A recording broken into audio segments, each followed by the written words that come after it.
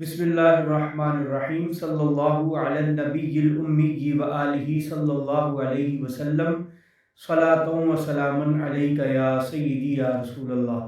احباب ذی وقار، جیل میں چھوکرے کے لیے یہ لمحہ سکریہ ہے۔ اگر احباب توجہ فرمائیں تو وہ جان لیں گے کہ مرزا جیل میں کس طرح لوگوں کو صحابہ کرام علیہم الرضوان کے بارے میں گمراہ کر رہا ہے۔ ابھی حال میں ہم نے ایک ہولناک منظر دیکھا کہ ایک رافضی وسیم رضوی نامی شیعہ جو صحابہ کرام پہ تبرہ کرتا تھا، صحابہ کرام علیہم الرضوان کا دشمن تھا، آخر کار اس نے ہندو مذہب اختیار کر لیا۔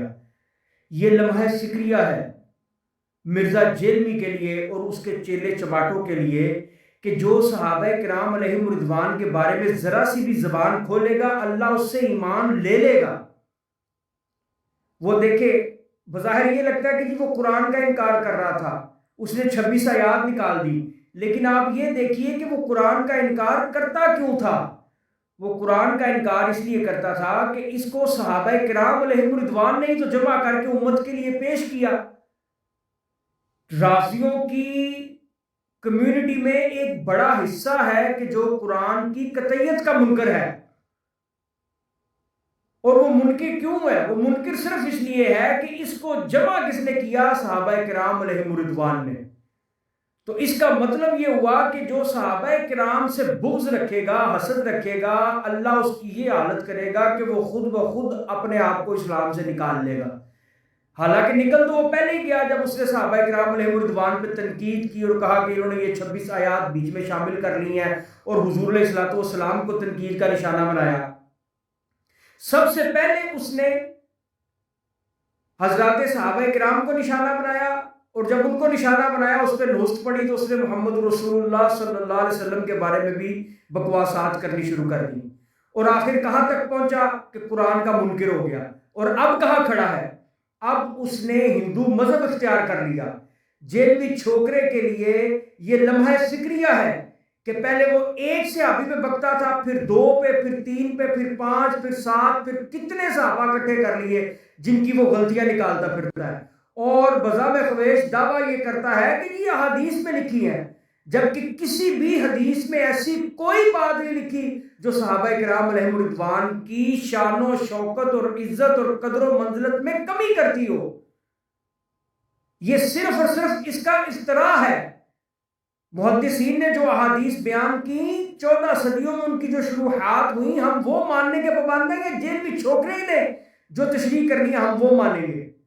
تو صحابہ کرام علیہم الرضوان پہ تان کرتا تھا، اور پھر اس کی زبان سے کیا نکلا؟ رسول اللہ صلی اللہ علیہ وسلم پہ بھی اس نے لفظ بول دیا کہ جی یہودی کہتے تھے کہ وہ کل کا چھوکرا، معاذ اللہ ثم معاذ اللہ استغفر اللہ، نہ کرے کفر، کفر نہ باشد۔ کس یہودی نے کہا نبی کریم صلی اللہ علیہ وسلم کے بارے میں یہ لفظ؟ اور پھر اس کی وضاحت کرتا ہے، یہ نہیں کہتا کہ یار میرے منہ سے یہ بکواس نکل گئی تھی میں اس سے رجوع کرتا ہوں، یہ نہیں کہتا۔ اس کی ماں اس کو اس بات سے کیوں نہیں روکتی کہ گندی زبان نہ بول صحابہ کرام علیہم الرضوان کے بارے میں، رسول اللہ صلی اللہ علیہ وسلم کے بارے میں؟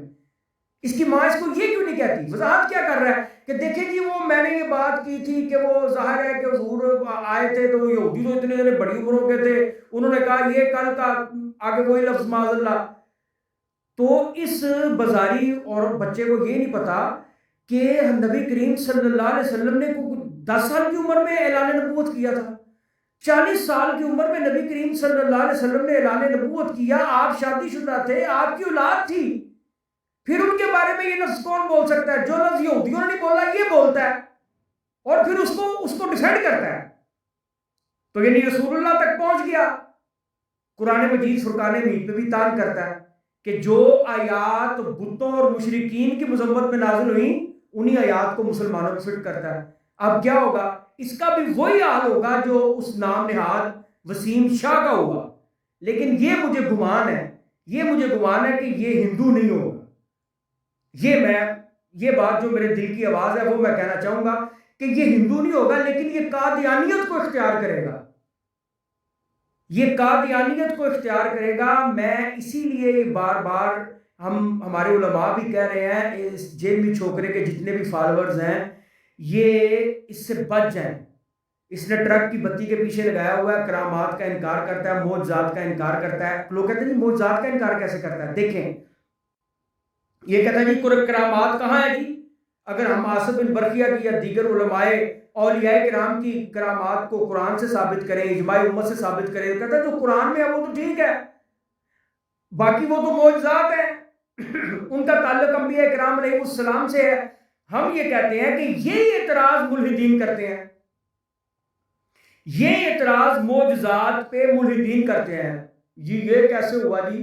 قدرت خدا بندی پہ اعتراض کرتے ہیں. جی ایک چھوٹی سی باغیلا ہی، اس کے 2 پنجوں میں کنکر تھے، ایک چونچ میں کنکر تھا، انہوں نے آ کے گرایا تو وہ جب ان کے چونچ میں تھا یا پنجوں میں تھا وہ کنکر تھا، جب نیچے گرا تو ہاتھی مر گئے، پوری فوج کھایا ہوا بھوس ہو گئی. کاسف مقبول. تو یہ کیسے ہو سکتا ہے؟ یہ دیکھیں جی یہ کیسے ہو سکتا ہے؟ تخت آ جائے، یعنی معجزات یہ کیسے ہوتا ہے جی؟ ہاتھ لگائیں تو کوڑی کا مریض ٹھیک ہو جائے، کوڑ کا مریض ٹھیک ہو جائے، آنکھوں کو بینائی واپس مل جائے ہاتھ لگانے سے، پھونک مارنے سے.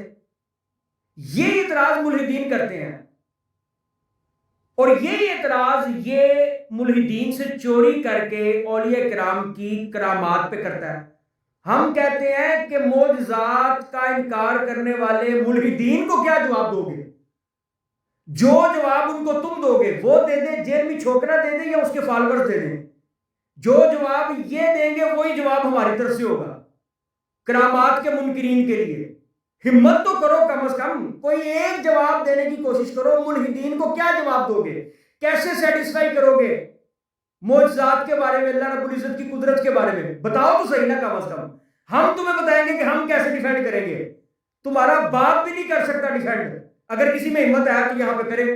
معجزات کو ملحدین کے سامنے کیسے ڈیفینڈ کرے گا، اور کیا توجیہ پیش کرے گا، کیا دلیل دے گا، کیا توضیح کرے گا؟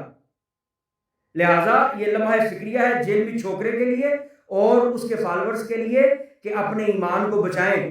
ورنہ آج 1-2 صحابہ پہ بھونکتے ہو، 8-10 صحابہ پہ بھونکتے ہو، آہستہ کرتے کرتے کرتے کرتے تمام صحابہ کرام پہ بھونکو گے، پھر قرآن پہ، پھر انبیاء کرام علیہ السلام پہ. درپردہ تم وہی کر رہے ہو، تمہیں ٹرک کی بتی کے پیچھے لگایا ہوا ہے. اگر آج بچ جاؤ گے تو اللہ رب العزت سے اپنے ایمان کو بچا لو گے سلامت. ورنہ اللہ رب العزت نے فرما دیا، بخاری میں حدیث ہے کہ جس نے میرے ولی سے دشمنی رکھی اس سے میرا اعلان جنگ ہے.